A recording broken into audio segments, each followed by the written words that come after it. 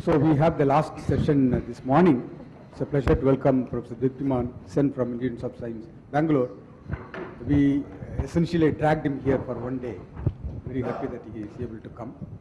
So before we begin the talk, two short announcements. One is that soon after this, before we eat, we will have a group photograph. And then, as you know, at 2 o'clock we have a bus that will take us to this very nice place, Blue Lagoon. It's on the seashore. All of you are welcome. I'm sorry that we did not send. We have been very slack in terms of sending invitations and so on. It's a nice place. It's on the beach. It's not a 5-star type of place, but very green and very nice. So there will be 3 talks. One talk by Sharat Chandra, and then 2 talks by 2 of our colleagues. Ali, and then Moitra.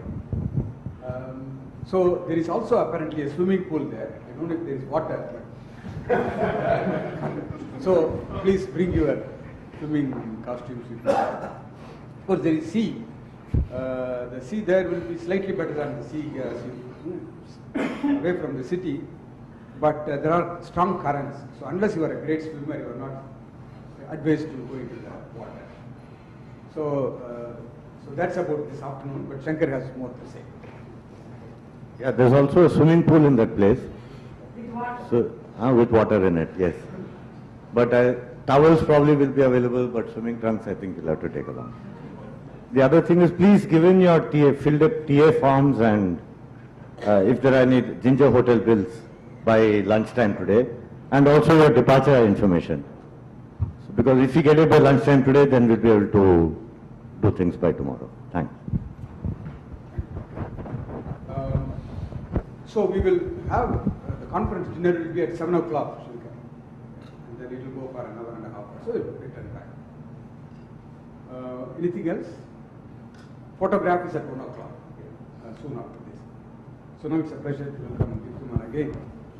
He will tell us about AKLT model, matrix product states, and so on.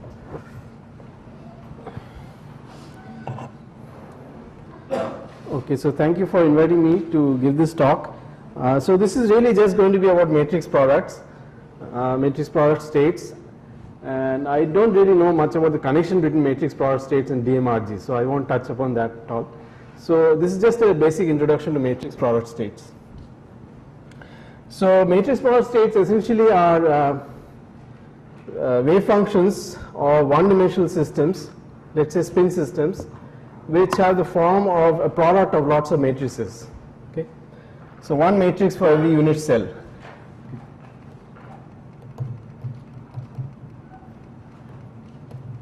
Okay, so this is a product of matrices over unit cells of a system.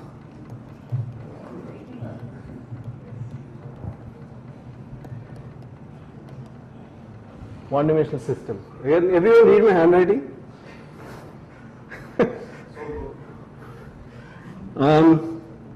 So let me start with a really trivial example. So the most trivial example you can think of is the ferromagnetic state, right? So every every spin, let's say, is up. Let's say you have a spin half at every site on a chain, and every spin is up. So this is obviously a product, a direct product of spin up at every site.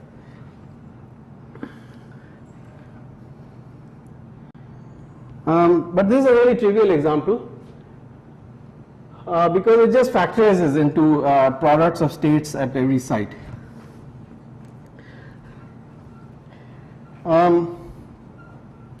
So let me jump now to a much more complicated example of matrix product state, and this is what the ground state of the AKLT model is. Okay, so let me talk about the AKLT model.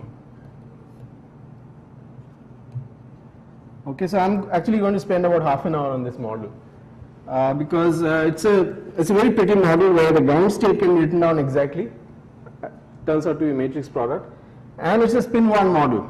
Okay, so it's very rare that a spin 1 chain in one dimension actually has an exact ground state. Okay, so here let me write down the Hamiltonian first. Let me write down the reference first. Okay, So this is a paper by Affleck, very famous paper, Affleck, Kennedy, Lieb, Tasaki. So they had a PRL, but a much longer paper which was in Communications of Math Physics. 115, 477, 1988. So the idea is the following, that you have spin 1s on a chain. So let's call them n, n plus 1, n plus 2 and so on. And you have spin 1s at every site.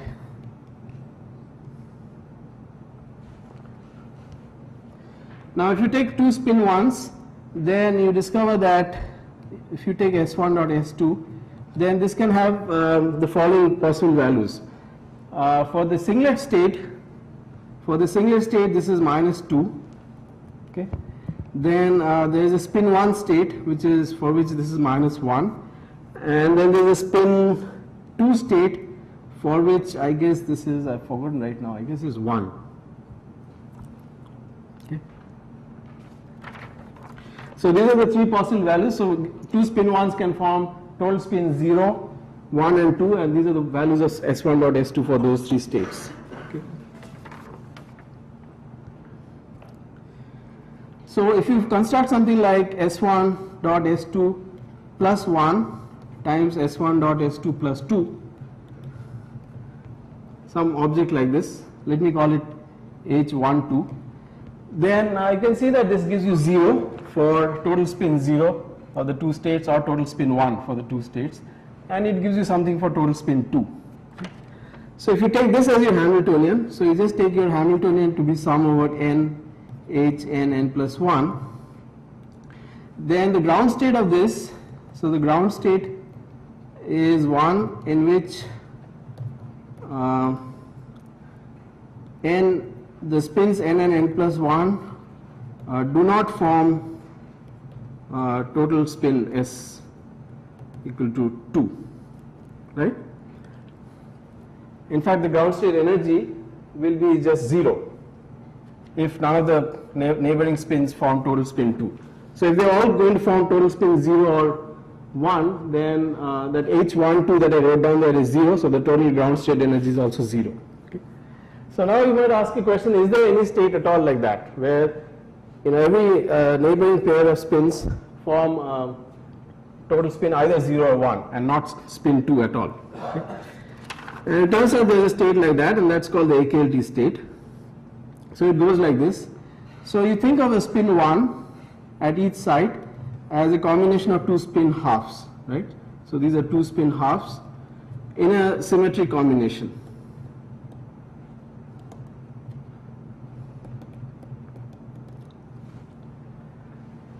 Okay. And then you do the following thing. So you have a spin 1 at all these different sites in a chain, n plus 1, these are the site labels. And you form singlets between a spin half at one site and a spin half at the next site. Okay? So a singlet between those two and a singlet between those two and so on. Now as a result of this construction, and of course you remember that you have to symmetrize between the two spin halves at every site. So this is actually more complicated than the way I have drawn it, because you really have to symmetrize between the singlets between the two sites at every, between the two spin halves at every site. So if you just look at this part of this wave function, then one spin half at each of the sites have already formed a singlet. So you have one more spin half left over, and those two spin halves together can either form a singlet or a triplet, which means that these two spins at n and n plus 1 can either form total spin equal to 0 or 1. They cannot form 2. Okay? So that's the idea. So because you've already used up one of the spin halves at each side to form a singlet, whatever is left now cannot form a total spin 2. And so this state that I wrote down there, by just drawing the singlet lines, is by construction a state in which neighboring spins cannot form total spin 2. Okay, okay, so this is the ground state of this Hamiltonian. Is that clear, or should I say something more about that? So now I'll tell you in more detail about why this can be written as a matrix product state. Yeah. We are elaborate Yeah. how taking two spin you get the symmetric combination spin one and Yeah. So I'll come. I'll just elaborate that. Yeah, so I'll come to that actually. Yeah.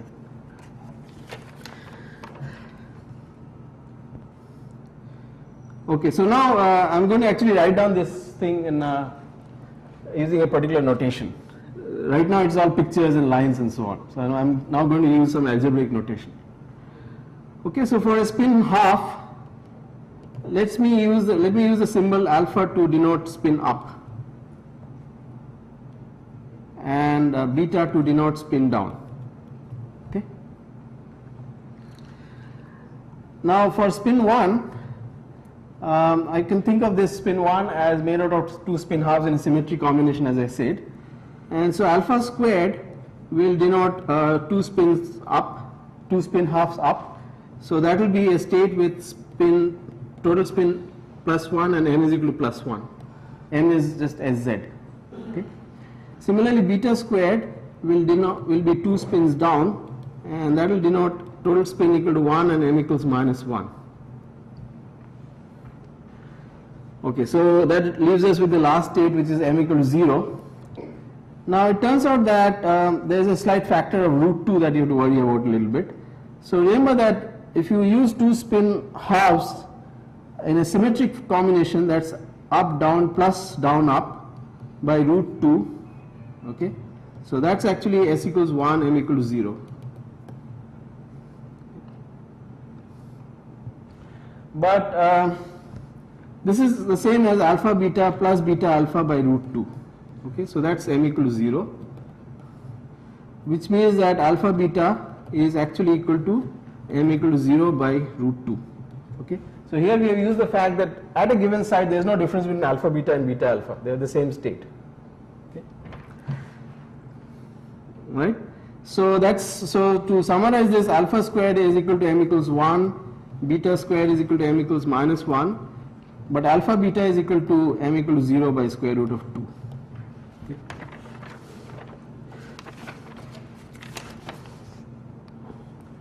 Okay, so does that answer your question of how you take two spin halves and form a spin 1 in a symmetric way? Okay, so now I'm going to write this this ground state. So this is called the equality state. Write down the fourth state that's left out. That will also help. Sorry? 3 states have been taken out. Yeah. What is the wrong state? Yeah, so the wrong state is not a state of, so the wrong state you cannot actually write, because that will be alpha beta minus beta alpha, and that will be 0.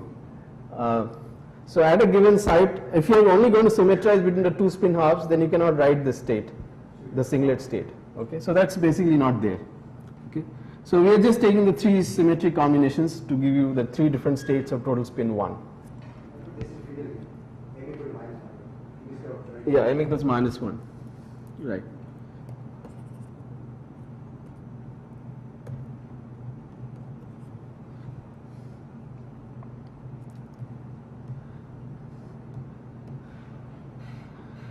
Okay, so now we are going to write this down in this algebraic notation, n plus 1, n plus 2, and so on. Now, if you are going to form, so this part, okay, which is a singlet made out of a spin half from n and a spin half from n plus 1, I can write this as up n, down n plus 1, minus down n and up n plus 1 by root 2. So that's alpha n beta n plus 1 minus beta n alpha n plus 1 by root 2. Okay. Then I can write it in the following way.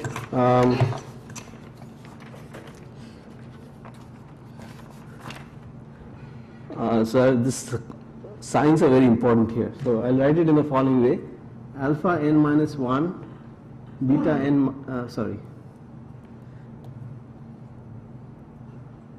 alpha n beta n beta n plus 1 minus alpha n plus 1. Okay. I'm ignoring the root 2 for the moment. We'll come back to the normalization in a little while. Okay, so is that fine? So that state alpha beta minus beta alpha, I can write it as this product of this row times this column. Okay, and the AKLT state is the product of this over all values of n. Right? So product of this times that and so on. Is that okay?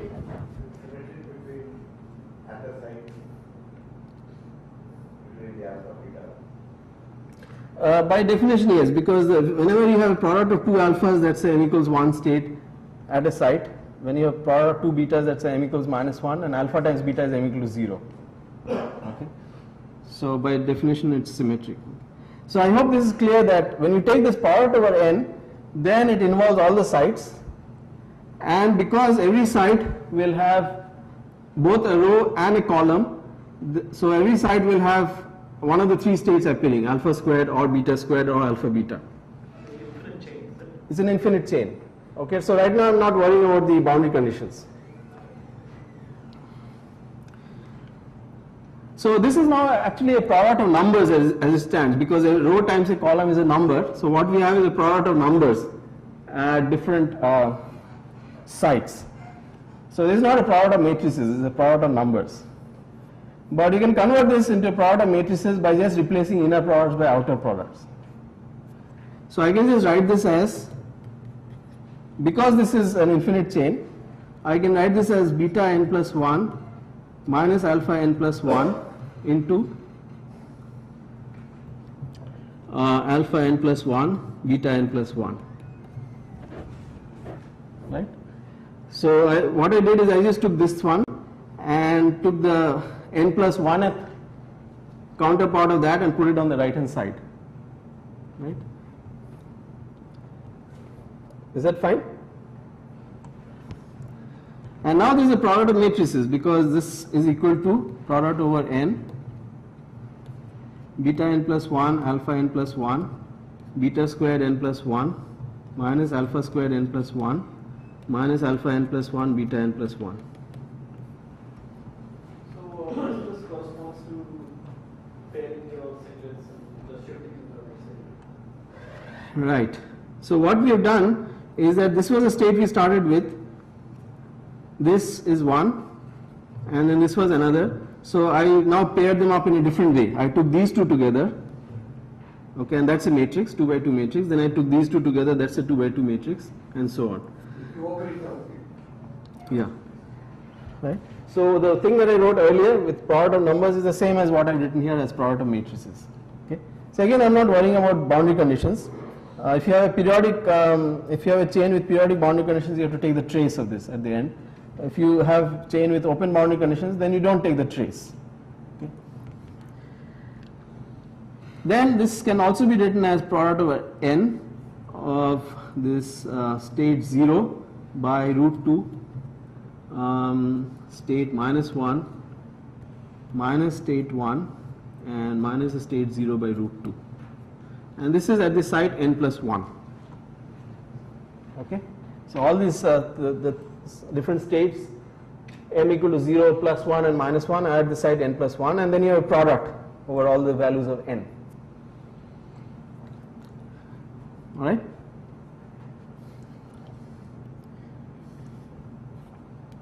So it turns out that the correct normalization is not exactly this.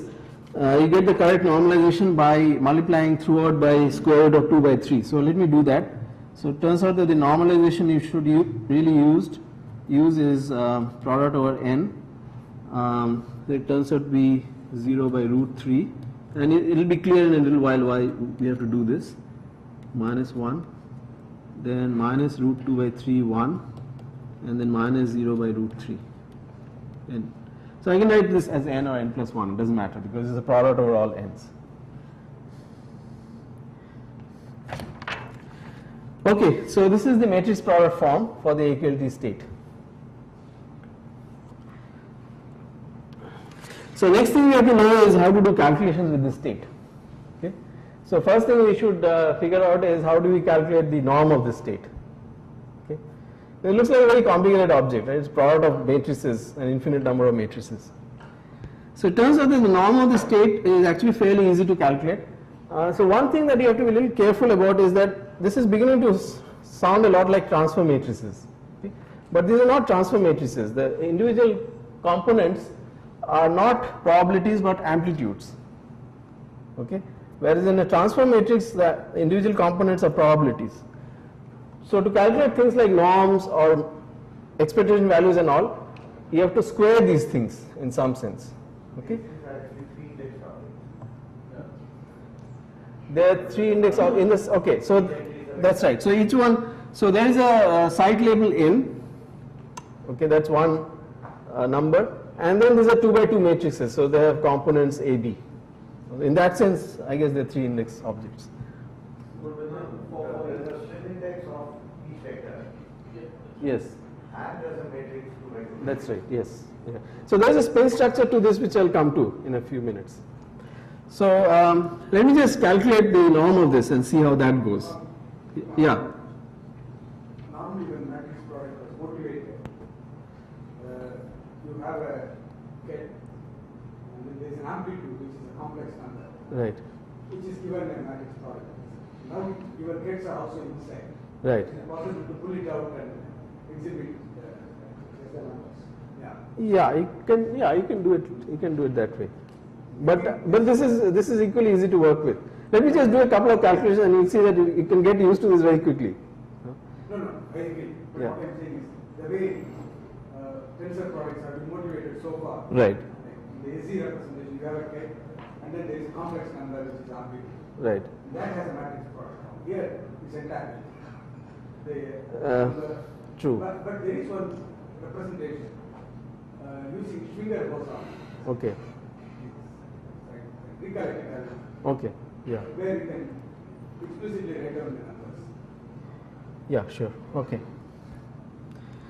So let me call the state psi. Is this? So what we are interested in calculating is what is psi. Okay, so this sounds very complicated, but actually it's not complicated at all. So it turns out all you have to do is just take one of these matrices and just take the inner product with itself, element by element. That's really all you have to do. So, if this is your matrix, 0 by root, the first one is the state 0 by root 3. That gives you you just take the square of that, so that gives you 1/3. Okay, the next element is the square of that one, so that's 2/3, and then this one gives you 2/3. It's just square root of minus root 2 by 3, and then you get 1/3. Okay, and then you have to take the product of this over n. Well, I've been using this symbol, multiplying n. Okay, so that's actually the norm of this state. Times trace, you have to take the trace. So now, if you have a chain with periodic boundary conditions, you have to take the trace of this. Okay, so this is actually a transfer matrix now. Okay, now that we have calculated the norm, this is a transfer matrix, so you have to take the trace of this to get. Sorry? This trace, You have to take the trace of this product. your infinite product of two-thirds is 0. So that we the power. Your infinite product of two-thirds. No, this is 1/3, 2/3, 2/3, 1/3. So the eigenvalues of this are 1 and minus 1/3. Right? The eigenvalues of this are 1 and minus 1/3. So if you take the trace of a large number of them, suppose that they are L sites. Okay? So then you have psi is equal to, when you take the trace, you get 1 to the power L plus minus 1/3 to the power L. Okay? And so in the limit of very large L goes to 1 as L goes to infinity. Okay? So it's correctly normalized in the limit L going to infinity, and that's the reason I put in those factors of square root of 3 and so on, so that it's normalized to 1. Okay? This is actually a transfer matrix. Because transfer matrix is something that transfers the property of side n plus 1 being up or down, given that the property of side 1. So this is the same interpretation. It tells you. This is only for the single side. No, so this in fact tells you, so if you take any element that you get by multiplying all these matrices 1/3, 2/3, etc. If you take any one of those elements, that will be the probability of one particular state. Let's say 0 at site n, 1 at site n plus 1, minus 1 at site n minus 1. It will be the probability of one of those states. Yeah, so it has exactly the same interpretation as a transfer matrix. But you have to take this mod psi to, you have to take this inner product to get this. Earlier what you had was just the matrix of amplitudes rather than probabilities. Yeah.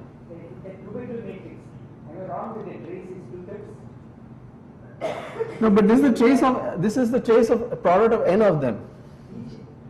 But each. So let me rewrite this as follows. Let me rewrite this as follows. It's 1/3, 2/3, 2/3, 1/3 to the power L.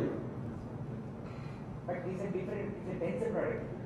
It's just a product of matrices. Maybe we can discuss this later. It's actually, it's just a product of 2 by 2 matrices, L of them, and then you're taking the trace of that. That product is a tensor product. It's just a product of 2 by 2 matrices. The product. So he's using non-conventional notation. He's using non-conventional notation.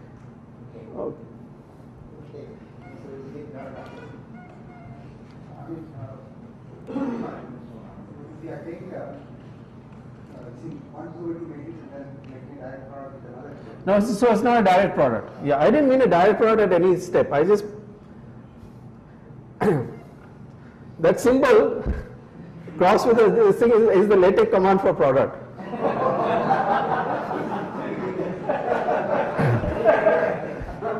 That is very sense for text. LaTeX command for that is.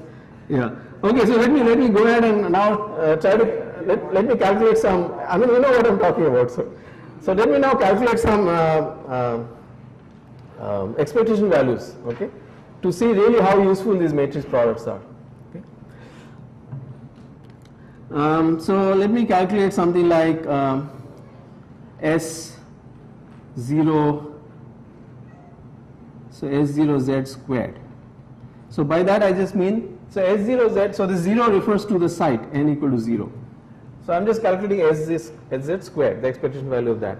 So remember SZ has 3 possible values, +1, 0 and -1. Okay, so we want to see what this is equal to. Okay. So this is a trace of, you have matrices like this, 1/3, 2/3, 2/3, 1/3. Okay. So a string of these, but at some point when you get to the n equal to 0 state, so remember that the 1/3, 2/3, 2/3, 1/3 came from this came from some matrix of amplitudes like this. At this point, if I put an S0Z over there, right, S0Z squared over there, so the S0Z squared for this state is 0. That's a state with Sz equal to 0, so Sz squared is 0. This one has Sz squared equal to +1. Sz is -1, so Sz squared is equal to +1. This one has Sz squared equal to +1 again, but there's a minus sign in front of it. And this one has an Sz squared equal to 0. Okay. So when you calculate this S0Z squared, what you have is, you have a 0, then you get a 2/3, then you get a 2/3, and you get a 0.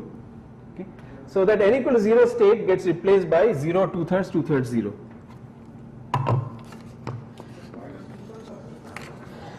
No, it's +2/3 because there's a -2.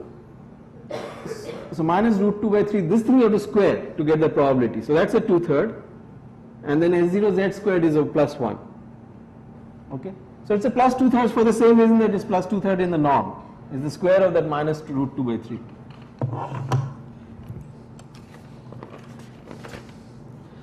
Okay, so I've lost track of my notes, so this is all from memory now. Divided by trace of 1/3, 2/3, 2/3, 1/3 to the power L. Okay, so if you do this calculation, you discover that this is equal to 2/3. Okay. Okay, so the expectation value of Sz squared is 2/3. So this kind of makes sense because it's telling you that the 3 states Sz equal to +1, -1 and 0 are equally probable. And so the states which are Sz equal to +1, -1, they each contribute 1 with a probability of 1/3 each, and the state Sz equal to 0 contributes 0. Okay, so you get 2/3. Okay, so I won't show you the details of the other calculations, but I'll just tell you the results. So when you take S0Z with S1Z, it turns out that, or in fact any SNZ, it turns out that you get 4 by 3 times minus 1/3 to the power mod n. Okay. So this general structure actually is not very hard to anticipate. Remember that the two eigenvalues of the transfer matrix were 1 and minus 1/3. And whenever you have a transfer matrix and you calculate an expectation value, it falls off with the distance as the ratio of the second largest eigenvalue to the largest eigenvalue to the nth power. Okay. So here the eigenvalues are minus 1/3 and 1, so it falls off as minus 1/3 divided by 1 to the power, the distance between the 2 points. Okay. So what's n equal to 0 here to get the previous answer? So n equal to 0 is a special case. So there you don't get, if you can't set n equal to 0 and get the previous case. But this formula here works for all values of n from 1 onwards, and also from minus 1, minus 2 and so on. Okay, so one simple check that you can do, some rule if you like, is that if you take S0Z and sum over n equals minus infinity to infinity SNZ, you just add up all these numbers, you get 0. Okay.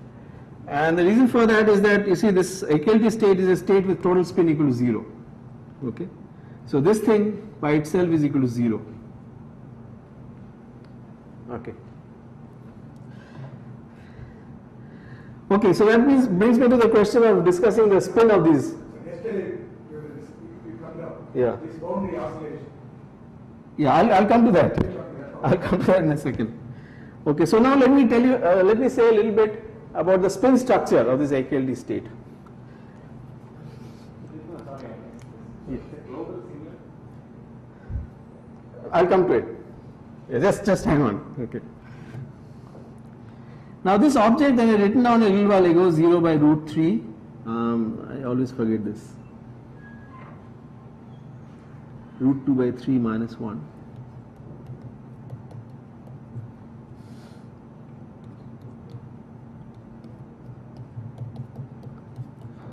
So let me write it in the following form. So now I'll do what you were asking me to do a little while ago, which is I'll write it as this is awful, minus. So since I'm doing this from memory, I'll get lots of factors wrong, I think.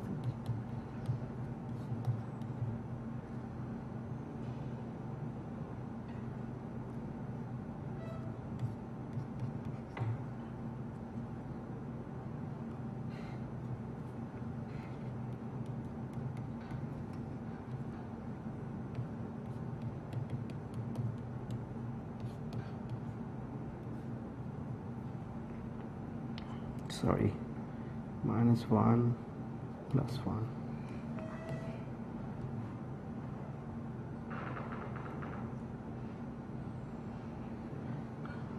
Okay, and I guess there's a factor 1 by root 3 outside. Okay, so let me write it in that form. So that's correct, right?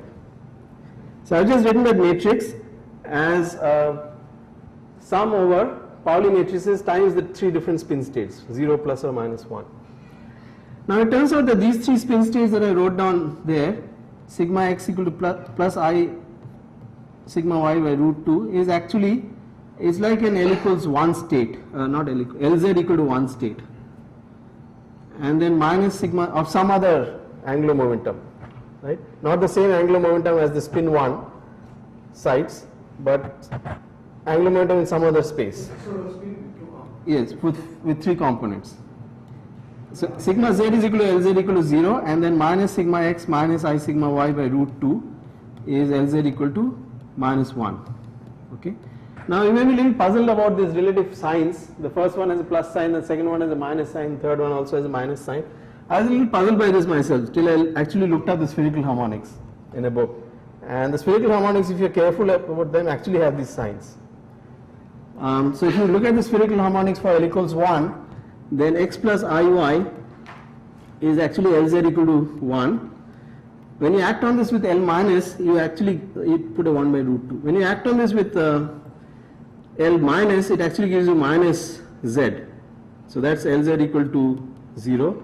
And then you act on it with L minus, and that gives you minus x minus iy by root 2, and so that's Lz equal to minus 1.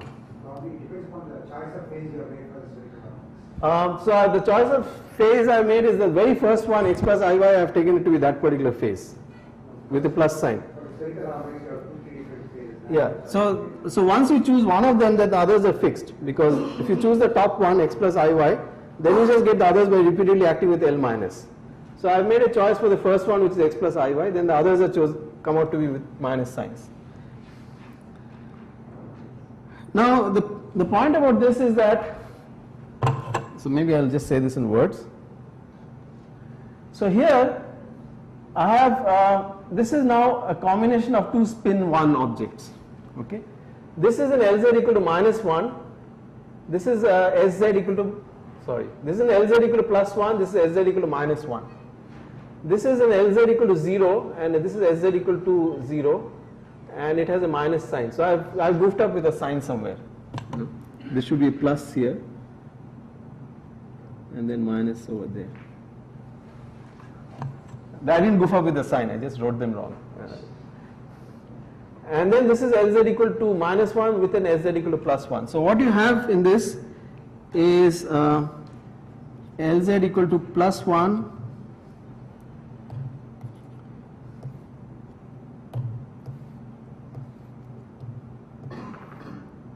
Sz equal to minus 1 minus Lz equal to 0, Sz equal to 0, plus Lz equal to minus 1, Sz equal to plus 1. Okay. Okay, so that's what that combination is, the Pauli matrices times the 3 states of spin 1, and you recognize this object as a singlet made out of 2 spin 1s. Right? That's the particular linear combination that you take, which gives you a singlet. Okay, so this is a singlet now of some bigger rotation group, which includes rotations of the Pauli matrices and the rotations of the spin 1s. Okay, so under this bigger group, this is a singlet. Okay.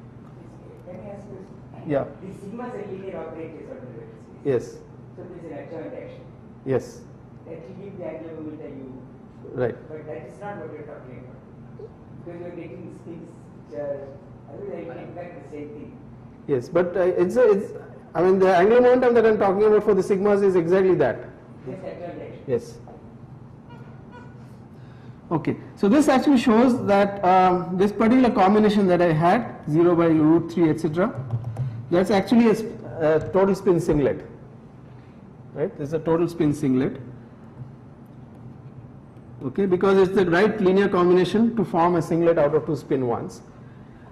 But it's a spin singlet under this bigger group, which is something that rotates the Pauli matrices and rotates the spin 1s at every site.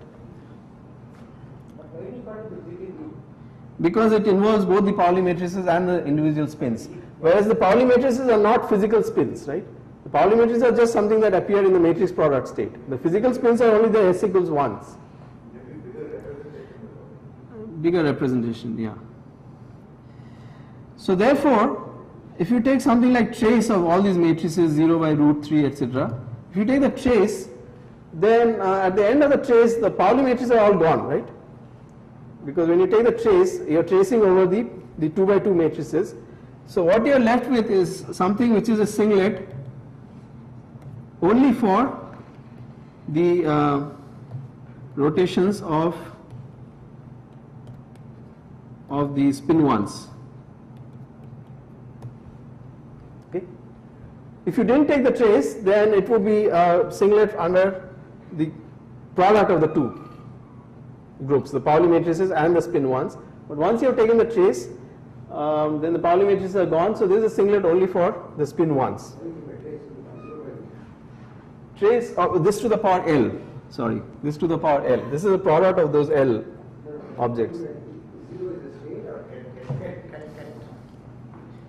Yeah, I wrote it in the previous one also. This is the matrix power state, the AKLT state. Okay. Okay, so this tells you that when you take the trace, so when you're using periodic boundary condition with L sites, then the state that you get is actually a singlet. the next thing you can ask is what will happen if you don't take the trace. Suppose you have a chain with open boundary conditions. So you just have 0 by root 3 etc. to the power L, but you don't take a trace.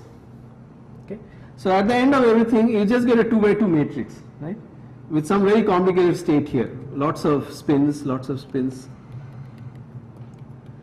Now this is a total, under the total group, you know, both the Pauli matrices and the spin ones, this is a singlet, but the Pauli matrices by themselves form a spin 1 representation that I just showed you a little while ago. Okay. So this is a singlet under everything, but the Pauli matrices by themselves form a spin 1 representation. So what is the representation that the spin 1s have to form? If the Pauli matrices form a spin 1 and the total thing is a spin 0, so the spin 1s have to form a spin 1 representation of their own. Okay. So that means the different combinations that you have here, these form a spin 1 representation of the spin 1s. Okay. Total spin 1 combination of the spin 1s. Okay, so that means that when you have an open chain, okay, and you don't take the trace, so trace is not taken,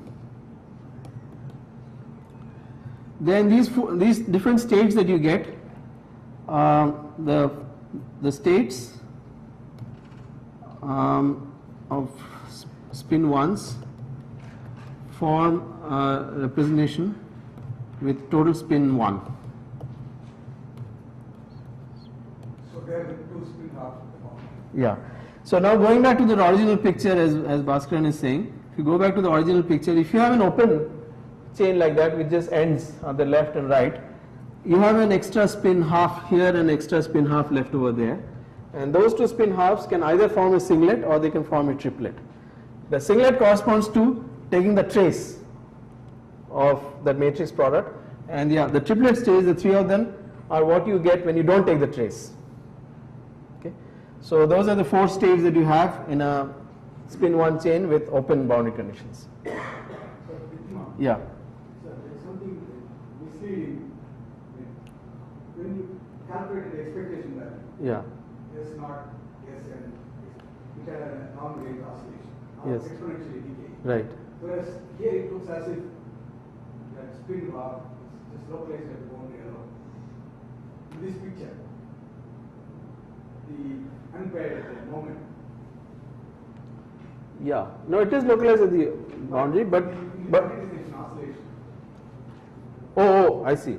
Yes, that's true. So if you calculate, so with an open boundary condition, if you calculate the magnetization near the end, you'll see that it oscillates. It goes, That's what you showed. in the yeah, previous. it decays to 0 as you go into the bulk, but it oscillates with it falls off as minus 1/3 to the power n. Balance bond picture is somewhat misleading. Yeah, you shouldn't read this as having a spin half right at the end. So it's Yeah. distributed over some. Right, yeah. You can also ask this question that, so in an open chain, you have a singlet state, one singlet state, which corresponds to the trace, and 3 triplet states where you don't take the trace. If the chain was infinitely long, these 2 states would be degenerate in energy. But if it's not infinitely long, then there's a breaking of the degeneracy. And the breaking of the degeneracy is proportional to 1/3 to the power L. So it falls off exponentially. The energy splitting between the singlet and the triplet falls off exponentially with the system size. It also moves this dangling spin into the bulk by creating a double bond in one of them. Yes. Are these very high in energy or are they? I mean, these states, if I say put a double bond in the first extreme left thing. Like that. And then something like this? That's right. So then the hanging spin is in the bulk. Yeah. So it looks like a bulk excitation, but is it good in energy or? That I. The Phylex chain, is it in a linear combination of all these states? Is it also? No, if you move, no, but if you move it very far into the bulk, then it will give you a very bad state. So suppose you do something like this. Lots of them near the end, and then you have an AKLT state. This is actually very bad because all these bonds are unsatisfied. But all those need not be double bonds. I can make an AKLT on this side also. Oh, so you mean just the first state here? Huh. You just want to do that. Make a, yeah. Yeah. Okay, so I don't know the answer to that. Yeah. So interestingly, Naveen and I have a paper where the ground state has it can be either AKLT or it can be double bonds. They're equally degenerate, and so there actually these have the same energy, but that's a different kind of. How we modify the non-floating for that? So I don't remember right now. I can look up our paper and tell you. Yeah. Okay. So I think that's actually all I wanted to say about AKLT.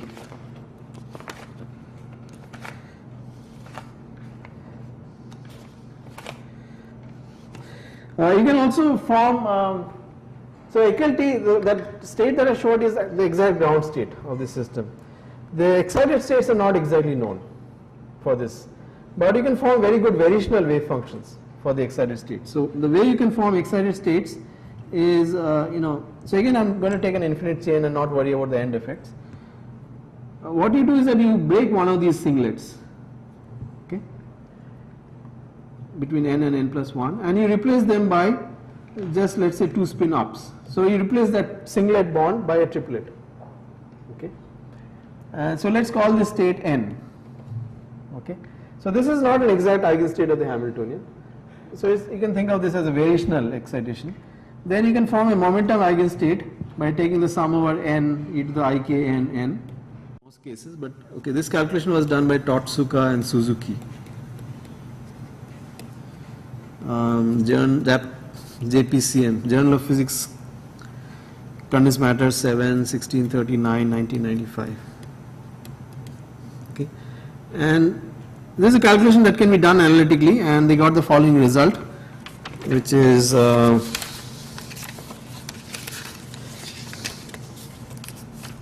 okay, here it is, 50 by 30 cos k divided by 27. Okay, it's a simple analytical result. Okay, and so the minimum value of this is at k equals pi. So the gap is at k equals pi. So that's 20 over 27, right? So that's about 0.74, which actually seems to do pretty well compared to the numerical calculations for the AKLT model. The main thing about this is that it has a shape like this. If you plot it versus k, 0 versus pi, the minimum is at pi. Okay, so omega k versus k looks like that. And this is actually the general shape of the lowest excitation of spin 1 chain. Not just the AKLT model, but even the spin 1 chain, Heisenberg chain without the biquadratic coupling. Okay, so the minimum gap is at pi, k equals pi rather than k equals 0. That's the Howland gap. It's much bigger here, but anyway, this normalization is not the same as the normalization of the Heisenberg chain. Okay. Okay, now let me turn to something else, which is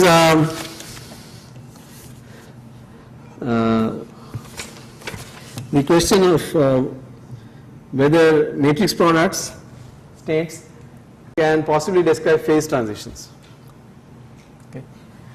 Okay, so this is actually a more recent paper. So this is by Wolf, Ortiz, Strate, and Chirac. So PRL 97 110403 2006. All right, 2006.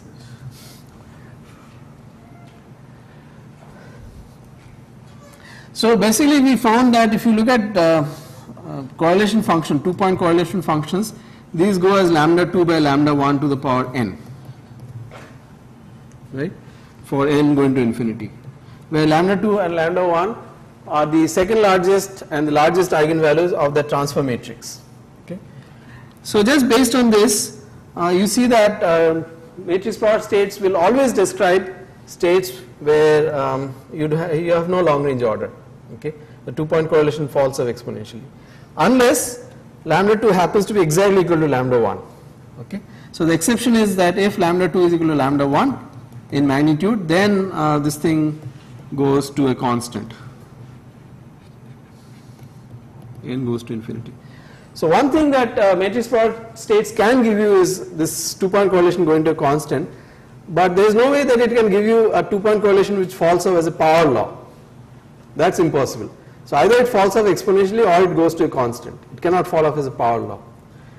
Okay, so if you have matrix product states defining phase transition points, they'll be different from the generic quantum phase transition points where things fall off as a power law.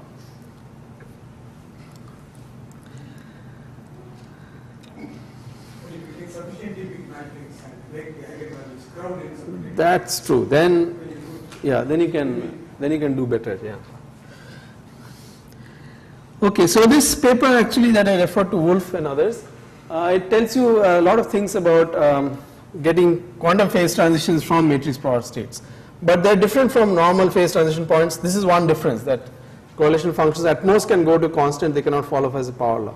The other thing that happens is that matrix product states, the energy typically is analytic in all the parameters. In fact, most of the time it's 0 by definition, because it's a projection onto some particular state. And so the ground state energy is typically 0, so that of course is an analytic function of all the parameters. And so you cannot get these things like, you know, cusps and peculiar power laws for the energy versus different parameters. Okay, so there are some differences between the phase transition points that you can get from matrix products and the. All matrix product states can be represented as projections. Yes.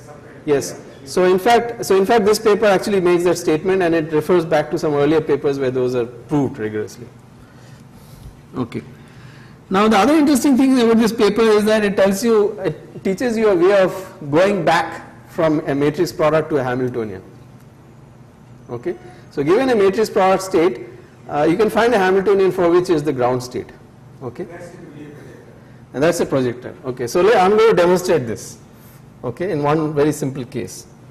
So in AKLP model, it's a projector which projects out. It projects out the total spin equal to 0 and 1 between.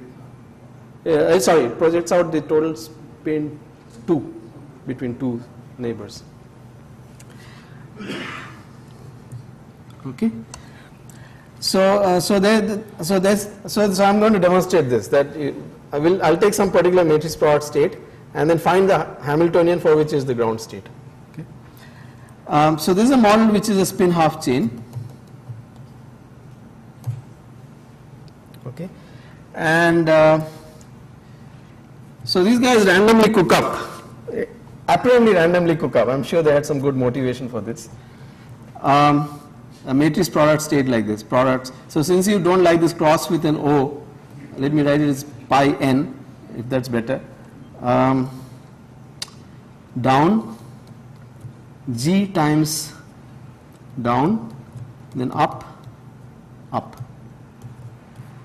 at the site n, and then product of this. Okay. So it has just one single parameter G. Okay. So we're taking this as our state. Okay. And now we're going to find the Hamiltonian for which this is the ground state. So first of all, G is some real parameter, anything from -infinity to +infinity. So if you calculate psi, you find that this you can easily see is the product 1 G squared 1 1, right? I'm just taking the squares of each of those elements, and you can see that the eigenvalues of this are 1 plus minus G. So when do the eigenvalues become equal? When G is equal to 0. Okay. So this one has a phase transition at G equal to 0.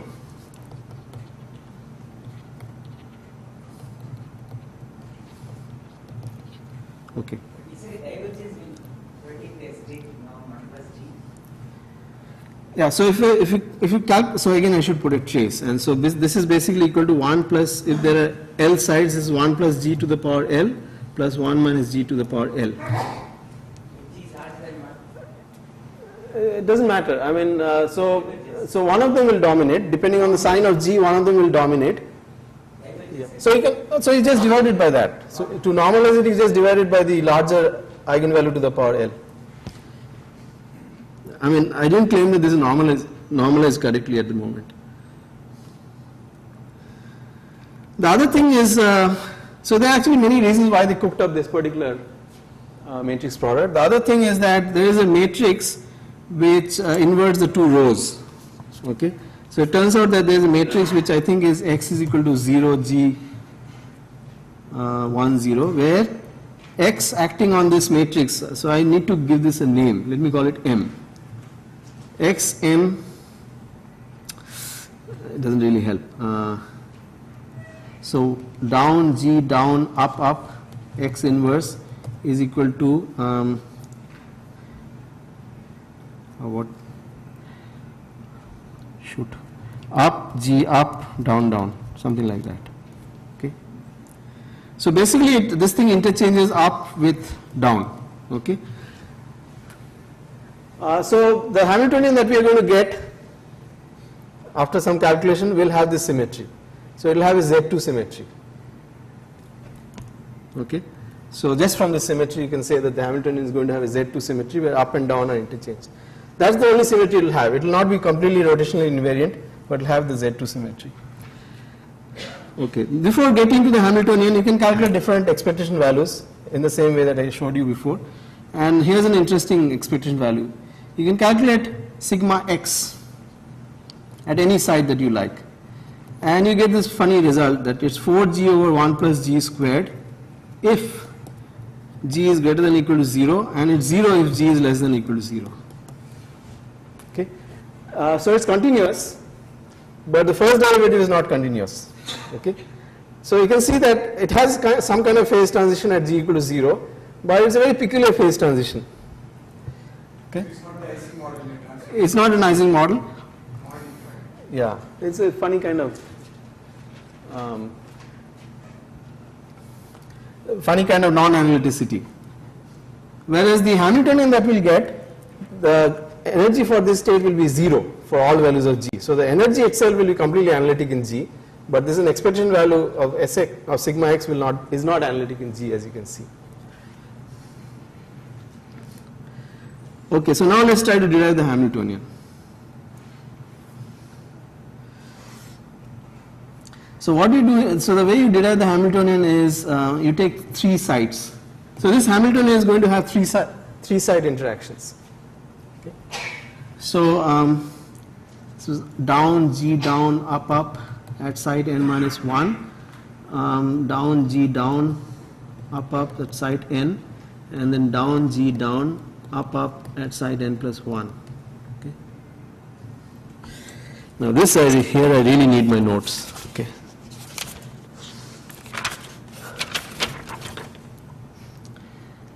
So what we do is that what we are going to do is look at the Hamiltonian that describes the spin half at site n for certain fixed values of the spins at site n minus 1 and n plus 1. Okay. So you will find that spin up at n minus 1 times spin up at n plus 1 comes with a state, it comes multiplied by a state which is G down plus up at site n. Okay. So if you just look at the matrix product involving just these 3 spins and extract from that what is the state that multiplies up n minus 1 up n plus 1, you find that it's this particular combination. So now we can cook up a Hamiltonian which is the Hamiltonian for up n minus 1 up n plus 1, and it should be okay, so I also have to normalize this correctly. So let me put square root of g squared plus 1 and call this psi 1. This is at n.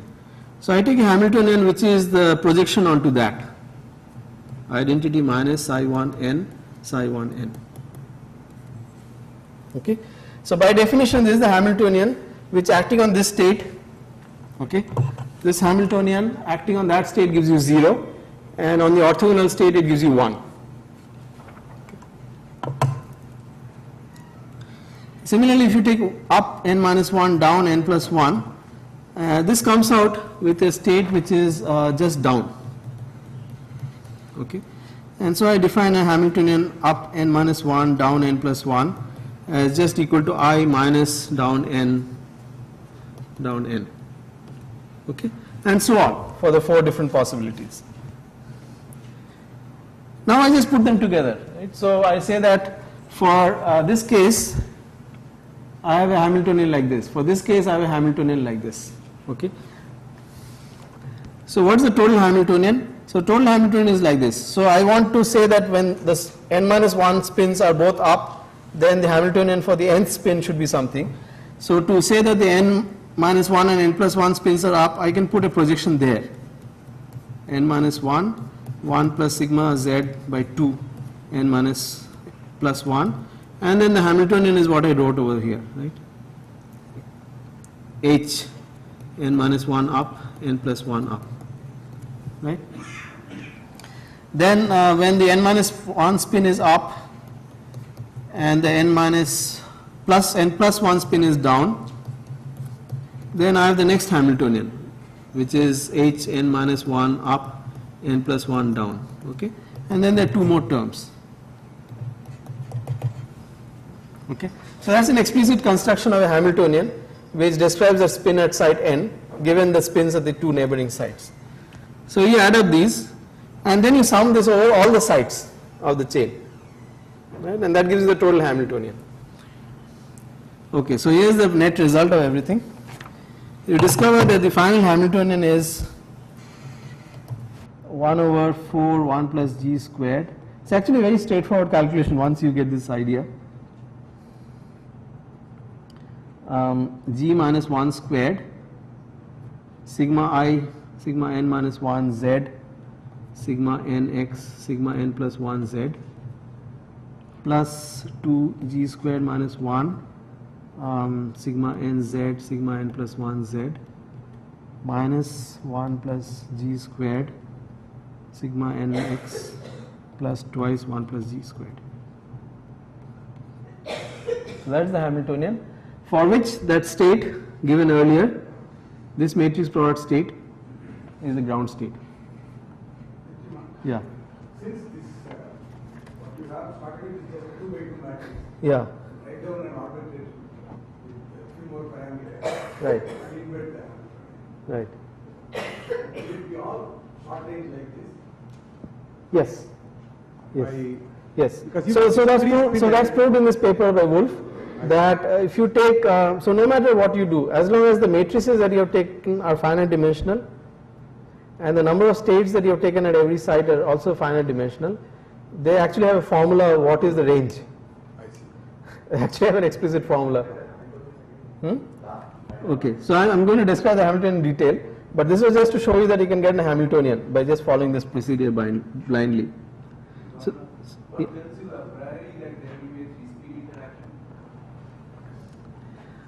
That's sort of expected because of the construction, because what we have done is that we have said that suppose the spins at n minus 1 and n plus 1 or something, then the Hamiltonian for the spin in between is something. So the Hamiltonian in the middle depends on the states of the spins on the neighboring sites, but it doesn't depend on any further neighbors. Okay, so, so Hamiltonian at most depends on 3 spins. So it also means to get a 2-spin Hamiltonian, it's very difficult. Yes, yes. So getting 2-spin Hamiltonian is actually very difficult. Typically, you'll get 3-spin Hamiltonians. Okay, so now let's stare at this Hamiltonian. So it's actually a very peculiar Hamiltonian. It has a sort of Ising kind of interaction ZZ, and then it has this X term. So this part looks like a transverse Ising model, but it has the 3-spin interaction. But if you really stare at this very closely, you find that this can actually be solved by Jordan-Wigner transformation, by mapping it to fermions. Okay, and in terms of Jordan-Wigner fermions, this becomes completely quadratic. So this is actually a model where not just the ground state but all the excited states can be found exactly. Okay, but that's something that matrix product states generally are not free fermions. Free fermions With some peculiar dispersion. with some dispersion which you can calculate exactly. Okay, so that's the situation. Yes, the critical point is g equal to 0, so that you can actually see more explicitly. Okay, so this I'm not sure they expected, and they don't even mention this in their paper, that this can be solved exactly by Jordan-Wigner, because I think that would have taken away all the glory from the matrix product part of their Yes, with the 3-spin term, because it has this particular structure with ZZ at the two ends and an X in the middle. So no two-body interaction, just one body. That's what you're saying. The fermions have no two-body interaction. So in terms of fermions, it will be purely quadratic. That's remarkable. Yeah. It's a free fermion. But so the first term involves fermions at sites n-1 and n+1. See, so the way you do Jordan-Wigner here, the strings involve sigma xx, products of sigma x's. Okay. So this is, yeah, so this is, so that goes away, the string goes away. So this one involves the interaction between fermion at n-1 and n+1. This involves fermions at neighboring sites. This involves the fermion chemical potential at the same site. Actually, it is dual to transpose XY. Yes, so I'm coming to that. So the other way you can think about this is that you can do the following thing.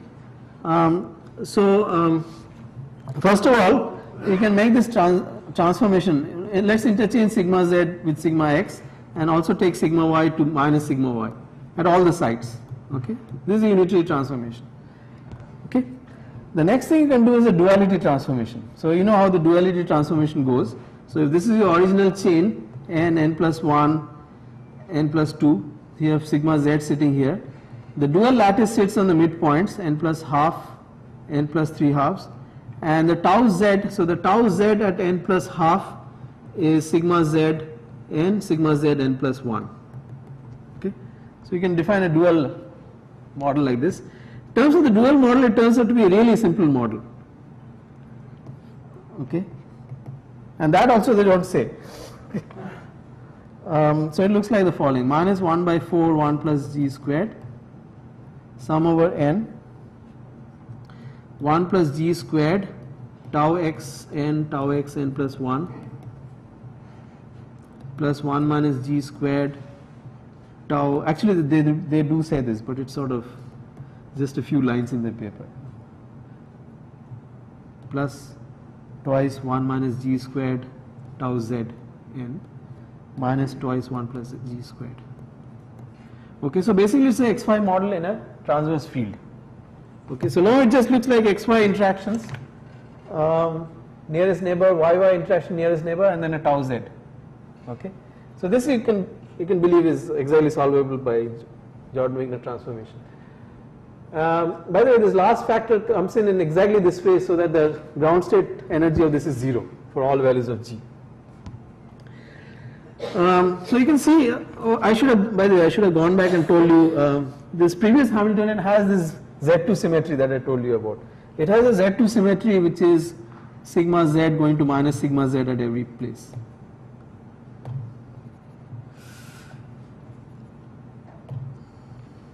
So this is the Z2 symmetry. Okay.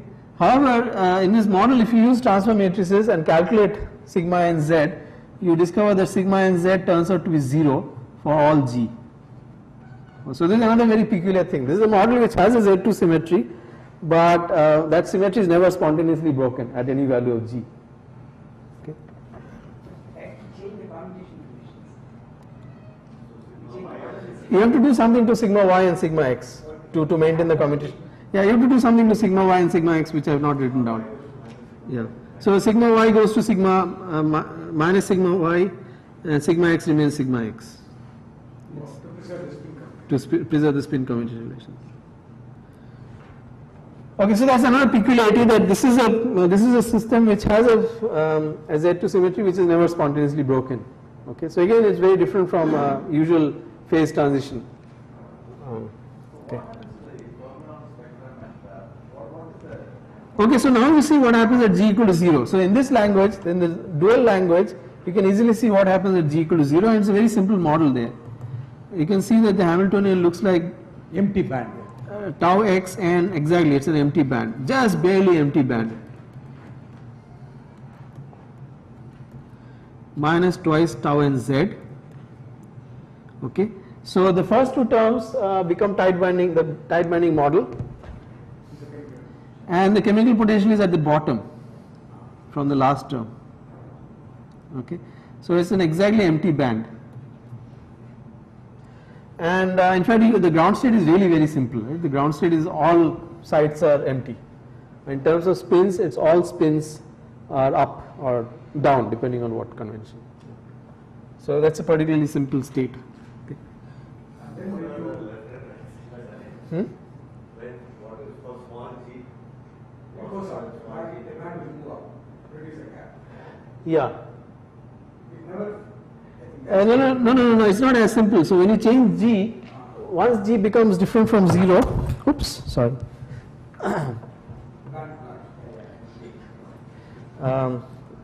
No, this I'll fix in a second. It's over here. Yeah, it was over here, right?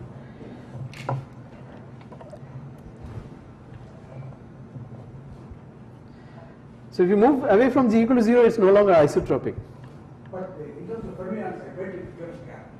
No, that it does, but it becomes gap, but you cannot just think of it in terms of tight binding model. It also has extra terms which are like superconducting terms. Sure. You get If we seats, diagonalize it, should be some yeah, Fermionic which are gapped, right? because Yeah. gap plus point is only Yeah. So the g equal to 0 point is also a gapless point. So in that sense, it's like it really is like a phase transition point. but It's that's gap. only gap plus point. That's the only gapless point. At any other value of g, it's gapped.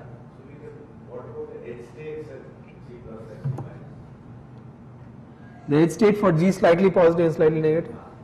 Because it might be a topological transition where one phase doesn't have edge states and the other one has.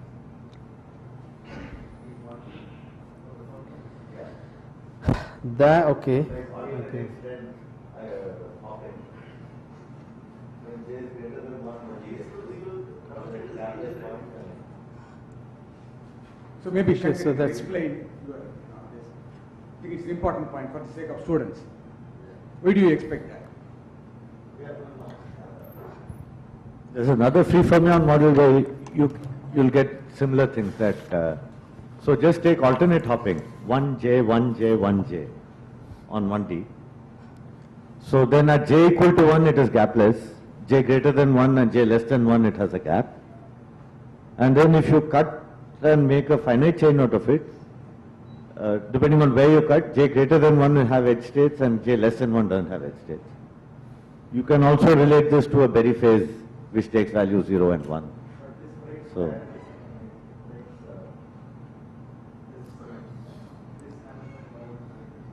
no, but that's Line with g equal to 0 as a critical point. Right. So Shankar is making some statement left and right.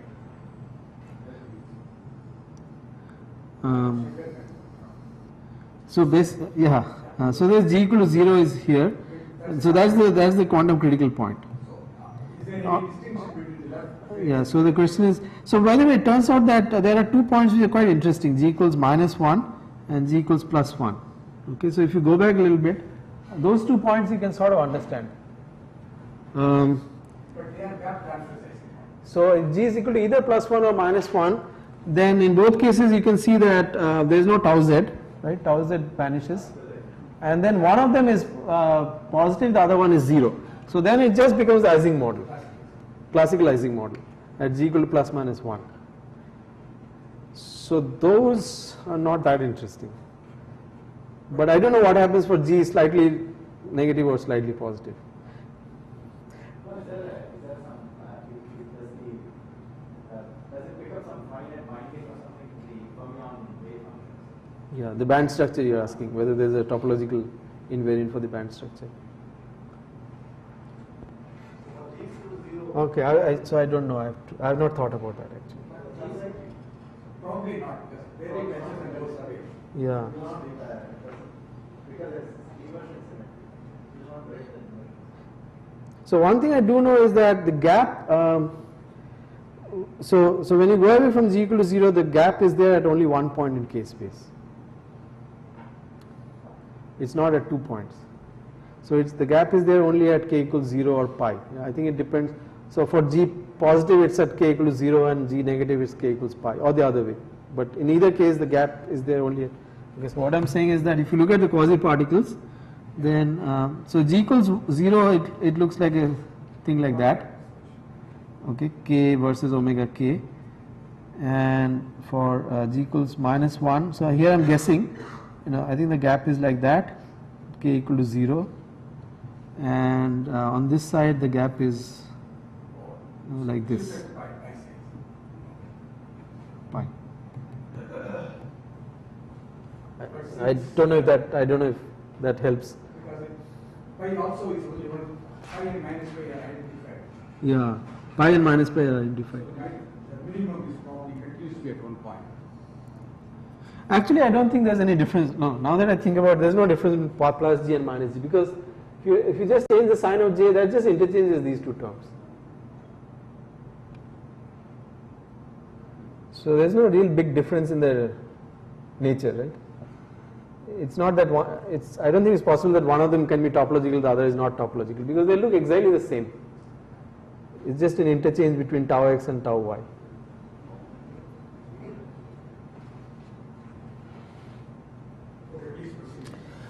Okay, so I have 10 minutes or so. Yeah. If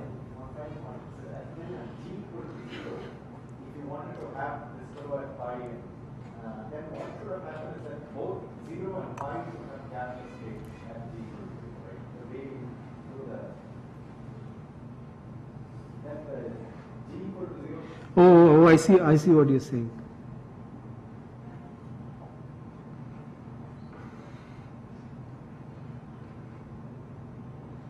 Yeah, I'll have to think about that. So maybe these pictures are not correct. Maybe on both sides the gap is at 0 only. Yeah, maybe this picture is not correct. But one thing one can say, at minus 1 and plus 1, the band will be flat. Because it's clear SMR. Yes. In terms of The bands are completely flat. Really, Yeah. Yeah, so actually this picture is also not correct. The band is really like that. Flat band. Okay, so the last thing I wanted to talk about is something that I really don't know anything about, but it's a very interesting thing, and I think Amit Datta actually mentioned this yesterday, which is the information content of matrix product states.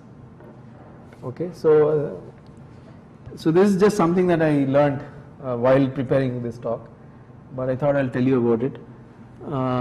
So this is in a paper by Polman, Mukherjee. Okay, so here's the unusual spelling of the word Mukherjee.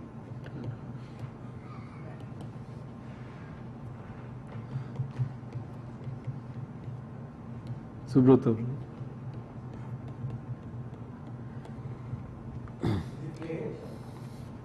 What? No, he doesn't have the H.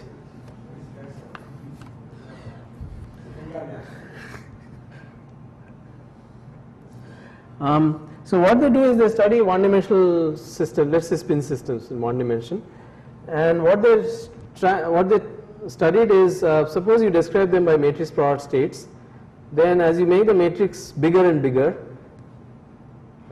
surely it will carry more and more information, but they wanted to quantify that.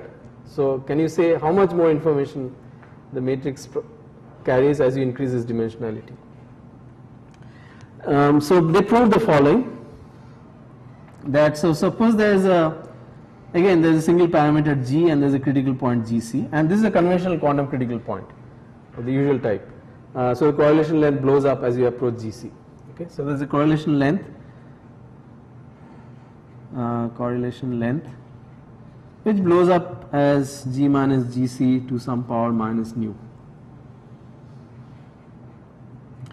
Now what you can do is that you can sit exactly at g equal to gc at the critical point and use matrix product description for the ground state. Okay, so you're sitting exactly at the critical point and with matrices of dimension chi. With dimension, so these are chi cross chi matrices. That looks terrible, doesn't it? Chi cross chi. Now this is a critical point, so correlation length is infinity. So for any finite chi, of course you will not describe the ground state exactly. but you might hope that as you increase chi, then you get more and more accurate descriptions of the ground state. On the other hand, if G is not equal to Gc, there is a correlation length. So there is a correlation length which is xi, which is finite, but it blows up as you approach Gc.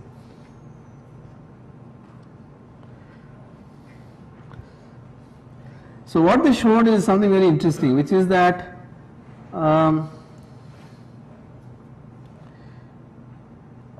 so these two systems, okay, so the critical system with a matrix product description with chi dimensional matrices, and a non-critical system with a correlation length xi carry the same information. Okay.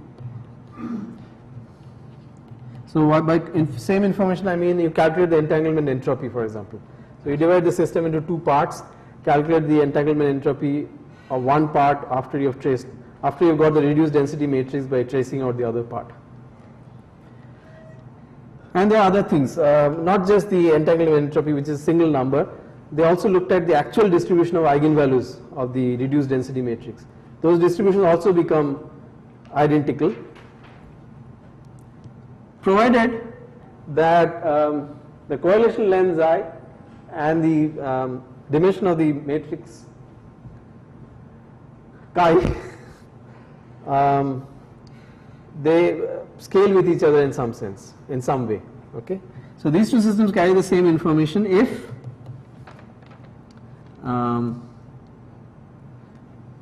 xi goes as chi to the power kappa.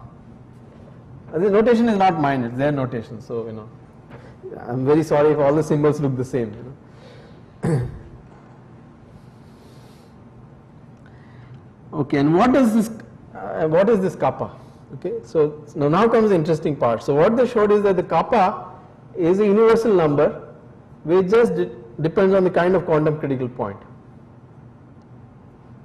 right, around which you are doing all these calculations.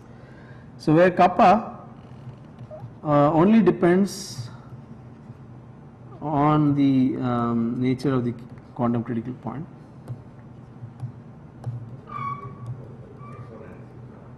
Right, so in fact it only depends on, so this quantum critical point, let's assume that is described by a confound field theory with some central charge C.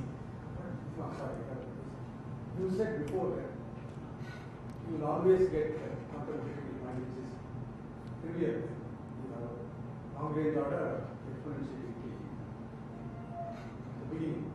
No. So now, so the quantum critical point I'm talking about now is not the matrix product kind of quantum critical point. This is a conventional quantum critical point. Conventional.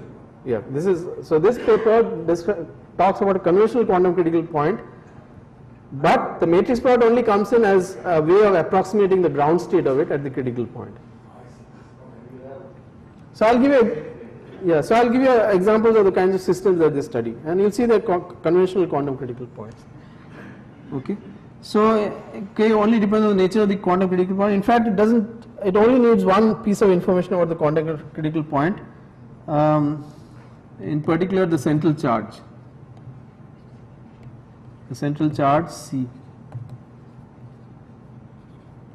Okay, so the assumption is that this quantum critical point is described by a conformal field theory. Conformal field theory with some value of C. Okay, and they show both analytically and then they verify numerically that this kappa is equal to this peculiar object 6 over C square root of 12 by C plus 1. Okay, and then they confirm this numerically by looking at several examples. So the examples they looked at are they looked at three different examples. So one is the transverse Ising model. So sigma Ix, sigma I plus 1x plus G sigma I z. Right. So this is a quantum critical point at G equals 1 with central charge equal to C equals half. So that's one example that they study. Then another example they study is the xxz chain, right? So sum over I, sigma ix, sigma I plus 1x, sigma iy, sigma I plus 1y. So these two are equal. Then you have a gamma which is sigma iz, sigma I plus 1z. So this is described by a confound field theory. This is critical for a whole range of gamma, going all the way from -1 less than gamma less than equal to 1. And it is described by a confound field theory with c equals 1. Okay. So this is another one that they study. And then they also study the biquadratic, the spin 1 chain, which is sum over I cosine theta. So this is spin 1 chain, si dot si plus 1 plus sine theta si dot si plus 1 squared. Okay, so the AKLT model was one special case of this, corresponding to tan theta is equal to 1 by root 3. This turns out this model has a confound field, has a critical point at theta equals minus pi by 4 with c equals 3 by 2, and a critical point at 3 equals pi by 4 with c equals 2. Okay, and they study both of these. Okay.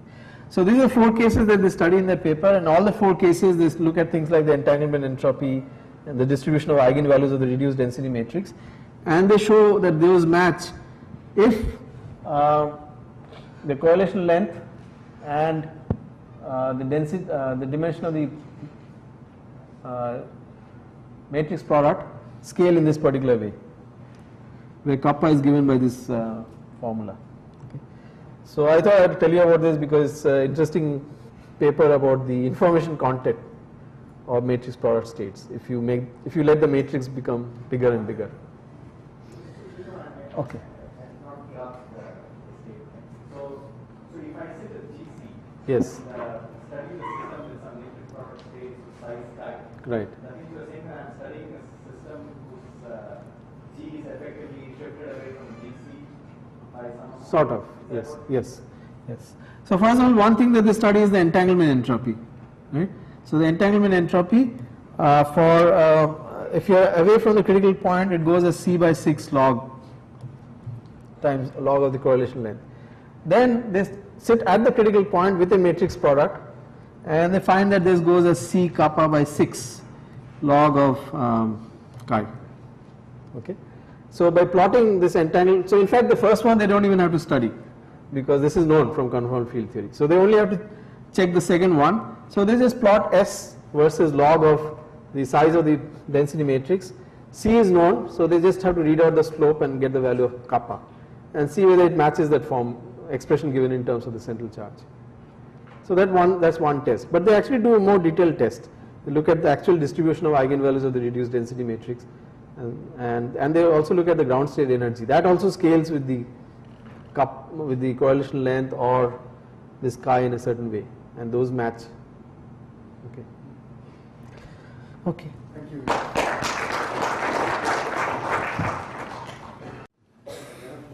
Before I thank Shima, so there will be group photograph just outside as we go towards our lunch, and then please be back. I don't know where the bus will start. It will tell you. Sharp at 2 o'clock, the bus will take us to Blue Lagoon. So all of you are welcome. Please come and bring your swimsuits and also join us for dinner.